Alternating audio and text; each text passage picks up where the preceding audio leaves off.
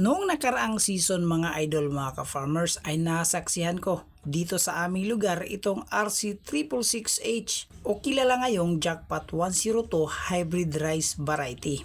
Ito ay product ng Leeds Agri Ventures. So dito mga idol mga ka-farmers, mismong actual kong nakita ang kanyang mga bunga na napakaganda at yung mismong palayan na along the highway lang dito sa Barangay Tugbong, Kanang Galite. So that time mga idol mga ka-farmers ay namangha talaga ako kaya di ko maiwasang makuhanan ito ng video. So ngayong panibagong season o dry season mga idol mga ka-farmers ay atin ulit saksiyan itong variety na ito dahil isa ito na mga variety na ipamamahagi ng Department of Agriculture sa ating mga farmers. So baka isa na kami dito mga idol mga ka-farmers no, na makapagtanim din nitong ganitong variety. Kaya good luck po sa atin lahat mga idol mga ka-farmers no, lalo na sa mga makapagtanim ng Jackpot 102 Hybrid Rice Variety ngayong planting season.